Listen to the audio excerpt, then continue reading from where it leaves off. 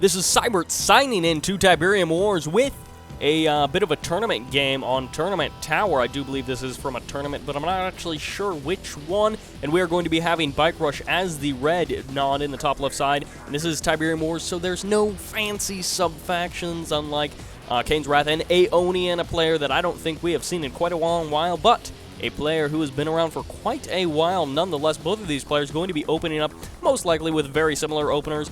Both of them are actually, wait a second, 2 engineers. Normally you see 1 engineer out of there, sometimes 2 engineers to try and sneak along the bottom and do something silly up in here. I've seen that happen before, not only once, but always a good spot to take that tower. It gives you that early scouting information, and then, hey, you can even eject that infantry unit and head for another, just go in for some more scouting information. But you have to be careful because shadow teams, goodness, 4 shadow teams, that is quite a lot, a ridiculous amount. And the way that you normally get those, especially the ones that are instant, wait a second, is that 5 shadow teams?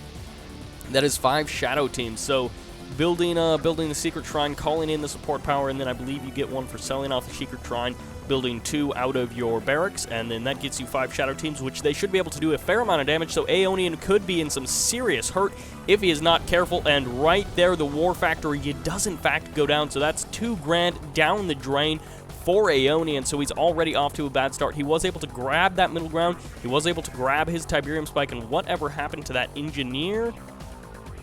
Shoot, what happened to the engineer? He was not able to grab anything as far as I know, but then these, I forget, I believe you need at least 4 oh, actually, Aoenian actually heading in with an engineer. Interesting there. It did unfortunately fail for him. Unfortunately for him, it failed. But you do need at least 4 of those shadow teams to do a significant amount of damage. I remember there used to be a old school, very old school, shadow team rush of sorts, and it was back when you could just call in shadow teams, and you only needed 2 to do damage. And then they patched it, and then I believe it was like, oh, and then you needed 4, but the Pitbull is going to be out for Aoenian, which will allow him to chase away all of those shadow teams, and it's actually a good thing for bike-RUsh that they stopped chasing the shadow teams there, because then his engineer might have been spotted, which would have been a bit of a travesty for him. But Aoenian honestly does need to get a leg up in some way in this game, just because he's down 2 grand and he also lost all of that production time. But on the reverse half of that, bike-RUsh isn't that far ahead just because he had to spend so much money on that rush. And when we look at this, we got 5 harvesters now for Aoenian, and we are going to be seeing a little bit of battle in the middle ground. And we're at 3 harvesters, probably just now 4 harvesters for bike-RUsh. So he's not that far ahead, not to mention if Aoenian actually gets this expansion up and running soon, he will be able to harvest his center field, or I guess this middle-ish field, and that will give him a distinct economic advantage over bike-RUsh+ownz. But bike-RUsh not in too bad of a position considering the economic damage he was able to cause. And other than that, he has just kind of, oh, Crane, quite an interesting choice. Not a normally unit that you see so much since they did patch the Crane's ability quite a while ago, or the Crane's, not necessarily ability, but they made Crane's a little bit less of a viable option in most cases. But the shadow teams, yes, they are able to take it down. I was wondering if that their shadow team would just glitch out and not actually do anything. So losing the Crane, able to do probably just enough damage to make those shadow teams actually worth the trouble. And then look at that, Aoenian does not want to allow that shadow team to escape. And I do believe that engineer did get sniped, unfortunately for bike-RUsh. But Aoenian does need those small victories to try and bring himself back in this game. Although he does control the mid-ground for now. So that is good on him. Bike-RUsh is sending bikes around the north side of the map. And it does look like he's got a bit of a black hand squad. And then Aoenian scanning right there just to make sure, hey, is there anything hidden right there? Particularly an MCV, because as you can probably tell, that is a classic spot to put an MCV so you can build up on that high ground. Always a good choice. And again, with the Crane, quite an interesting placement. It's so far forward. It does give you a little bit of additional build radius, but stealth tank's already out. So he's showing his hand. He's saying, hey, look, I have stealth tanks, and I am totally not afraid to use them and run them into your base. And then basically, oh, he's going to be calling in some sort of support power, possibly the Vapor Bomb, yes, right there, and selling it off just at the perfect time. Well microed by Aoenian, able to get that cash back for, oh, and on top of that, the Tiberium Catalyst Missile, able to take out both of those refineries, effectively eliminating any sort of foothold that Aoenian had in terms of extra build radius. In the middle ground, he's just got that one AA battery left. Of course, he still does have the build radius from his MCV, and he does have a fairly large army, although it is incredibly spread out, which will allow bike-RUsh to easily divide and conquer if he can. He's got 3 bikes around the backside, which could swing and do some economic damage to the mainly undefended base of Aoenian, but Aoenian going to be pulling back. He does lose a Predator tank to that obelisk, and here come the bikes on the backside of Aoenian's base. He's going to have to pull at least some forces back, but he does not want to leave his expansion completely undefended. 2 stealth tanks in the bottom as well with these I almost said those bike tanks, but that one isn't quite right. So the Scorpion tanks the stealth tanks, didn't I call them Scorpions the first time? Stealth tanks going to be able to escape from this small army of Aeonians. His army is actually fairly large, but it's pretty low tier. Everything here is just tier 1. And that is not going to fare very well versus the strength and might of the avatars mixed with those obelisks. So all of a sudden, bike-RUsh is in a pretty great position. He could even sell off one of these refineries and then transfer over a harvester or 2, or transfer over 3 harvesters and keep the 3 refineries. But Aoenian really needs to make something happen. He needs to make something happen immediately, or bike-RUsh is just going to totally take this game with his somewhat unorthodox tactics, but Aoenian reacting pretty well, and he's trying to change things up, going for an airfield and going for mass orchids. They were spotted basically immediately by bike-RUsh, which means he knows, hey, SAM turrets are definitely an option, and they are definitely the only thing that I need at this moment to continue my reign in this game. So bike-RUsh surprisingly well transitioned out of that crazy early game build. And sometimes that's a downfall of some of those crazy builds. It's like players will go and they'll do the crazy build and then they'll have no proper follow-up. So if you get against someone like Aoenian who's able to adapt and who's able to kind of challenge you in that spot, and then you don't have a follow-up and you're like, oh, well, shoot, I just kind of banked everything on that silly build, and then it ended up not paying off as big as I thought it was going to. And now Aoenian actually maybe overcommitting a bit too much. I mean, bike-RUsh's anti-air is pretty solid all across his base. He is a little bit vulnerable here, but there's not a whole lot there. He can easily lose that war factory without having to take it won't set him back very much. However, losing that tech lab would set him back, and with 12 orcas, he should be able to take that down. But if he runs them right into the SAM turrets, that is not the answer. You need to swing around the back, see if you can do some damage to the tech, which is exactly where he wants to go. He wants to take out the avatars, see if he can snipe 1 and 2 of them right there. Will he get the obelisk as well? Yes, good micro of those orcas by Aoenian. Going to switch over here, and is he going to get the husks? He was able to take down that obelisk, so suddenly the defense for bike-RUsh has been completely crumbled, and the mine drop going to be scaring away the GDI player just a little bit. But Vertigos are now on the ground, and they, of course, do pretty well versus ground units, dropping those bombs, doing that splash damage. But the orcas have refueled, which means they're back, and they're fairly pissed. I don't know if they were able to get full loads of bombs, but they're going to be going for the harvesters before taking out the SAM turrets, and this is actually a fairly successful attack by Aoenian. He will be able to do some damage, and will he be able to get enough damage on this refinery to make it worth it? I don't even know. He was able to do a fair amount of damage, but he's lost so much, and now with this man spam, with the Vertigos as well, it should just be able to bike-RUsh should just be able to clean up Aoenian, actually crushing a couple of his actual infantry, and another obelisk goes down, which will most likely force the retreat from Aoenian. However, these harvesters are stacked. If only he knew, those harvesters were so ready to just die, at least 2 of them right there, and a third one docking.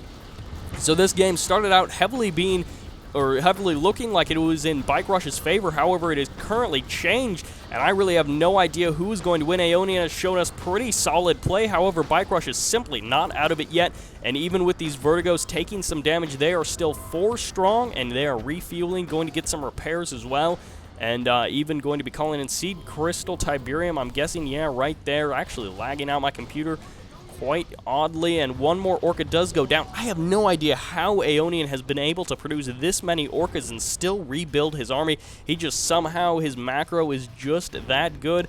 The tower in the middle finally almost getting destroyed, and look at that, the fire just disappears never noticed that right there, but I'm sure that's not all that relevant. And both of these players able to hold on to their spikes. Vertigo Bomber's going to be sweeping around the north side, most likely will be going possibly for the backside of this army. I was kind of wondering if they would be trying to hit, oh, actually, they are going to be trying to hit that airfield. If you can grab the Orcas when they're on the field, and are the Orcas actually going to be going for the tech lab? They might be able to actually just snipe one of these refineries, or they're actually just the airfield. I was thinking even the Avatar would not be a bad choice.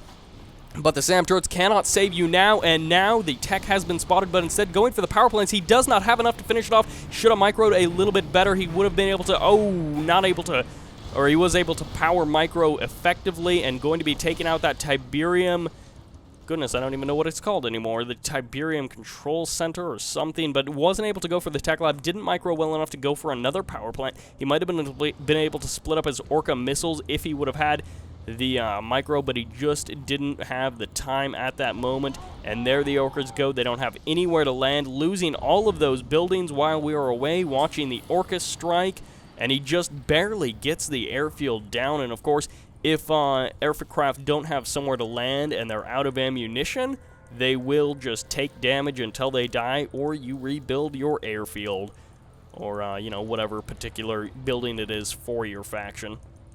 Although I guess that's not really relevant for Skrin because none of their aircraft have to dock to reload. Going to be trying to capture Aoenian's tower, actually being a little bit of a jerk there. bike-RUsh+ownz is going to, well, not a jerk, but just being a little bit of a stinker by grabbing that tower from Aoenian. So just a kind of adding insult to injury, but back up to 3 airfields. I'm kind of curious as to what the actual airfield count is, and a 3rd crane as well. Just, he loves his cranes. Aoenian, how do you have the money? Sell off that crane. How in the world are you being able to produce off of that? And he may even, bike-RUsh may even lose 2 of those harvesters, but he did not, just taking the damage to the one, and then this one's just kind of chilling over here. The Tiberium he wanted to harvest just wasn't going to happen. And actually going for venom production on top of those Vertigos, so that's always a good way to go.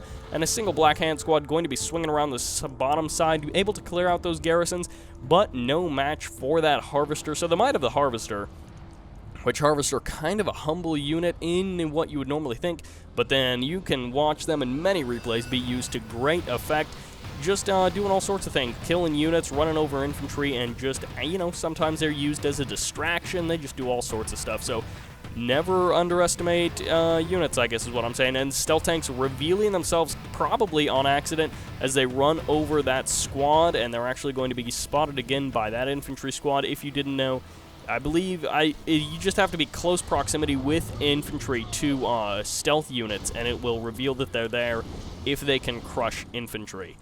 So basically, it's like a, hey, your infantry are about to be crushed, so too bad for you sort of warning. And selling off the airfields over here, or was it just the one airfield, and rebuilding up here? So the airfield count in total is going to be absolutely bonkers for Aoenian, but now neither player really has very much money. I think bike-RUsh has enough to just rush in and finish it off, but a well-microed Aoenian could definitely turn the tide. He needs to do something about these Tiberium spikes, because 25 credits a second, well, actually 50 credits a second, for bike-RUsh is absolutely wonderful. Trying to force fire a little bit there, just one rocket was wasted. Unfortunately for Aoenian, he's kind of just firing all around, trying to get lucky, and right there he does not get it, but he will have enough rockets to actually finish off that stealth tank. And as you can probably tell, every single unit is absolutely critical, although not as much in some other games where the resources just simply don't regrow. And look at that, even getting the fancy venoms from, I believe, like the Kane edition of the game. That's how you get those fancy venoms. Or you can just download the patch, which gives you all the fancy units. Fancy avatars, fancy venoms, I think fancy scorpion tanks as well, although a unit that we have surprisingly not seen, a unit surprisingly lacking from this game. And actually, somehow that Black Hand squad in there is not able to attack that Rifleman squad. So even though the Black Hand squad is vastly superior in terms of combat, it is just kind of getting shot at. And oh, even the fancy flame tank over here going to be torching the refinery and the power plant, going to totally kill everything. And like I said, the mighty Harvester is actually going to be the unit to try and, no, just kidding, they're actually not going to take down that flame tank. If Aoenian actually would have used that to kill that flame tank, and even sitting the engineer right there, he might have been able to kill it a little bit quicker. But bike-RUsh trying to go for the gold and take out the big structures, but in the end, he was not able to deal with the little rifleman. So something about maybe like the, I don't know, the big guy versus the little guy. The sparrow can avoid the hawk or something. I don't know. There's a metaphor or something artsy there in something about, you know, flame tanks. And actually good micro on bike-RUsh+ownz. And oh, the Venoms with the laser capacitors. So this is getting serious. This is getting serious, as I thought it was serious for a while, but I guess not. But yeah, with the laser capacitors, I thought that was actually going to signal bike-RUsh's, hey, I'm moving in, and this harvester's still just sitting over there, so bike-RUsh really doesn't actually need all of his harvesters. I mean, if you think about it, he doesn't need them all at this point, because there's basically no Tiberium except the Tiberium Catalyst Missile able to take down that refinery, which means, oh, only one more for Aoenian, so he only has one refinery left, which is quite unfortunate for him. However, bike-RUsh isn't in too much better of a position. He has more refineries, but not a whole lot more Tiberium, and as I say that, he actually just dropped down that Tiberium and actually destroyed one of those towers. Did get destroyed, which means, hey, a couple of free loads of Tiberium, and sometimes, I'm not sure if that's intentional, but the Tiberium will actually regrow in that spot. And the final battle, here comes the Venom setting in by themselves. I don't know what that was out of bike-RUsh. Sometimes you see these great players have some huge misclicks like that, or at least some minor misclicks where they just send in units completely unsupported, and now the Venoms will probably come in and deal with the Orcas, dealing the damage quite quickly and taking the Orcas out nearly instantly, but just so many units and hardly any micro. It's just like mass attack move, or at least that's what it looks like. The Venoms even sniping infantry right as they spawn out of the barracks, and Aoenian has been defeated, so a bit of an interesting start to the game. bike-RUsh able to pull it out in the end somehow. That was actually pretty crazy. He had some dire moments there. Aoenian, good job adapting to such a silly, crazy build. Not really silly, but a dangerous build out of bike-RUsh+ownz, a dangerous player.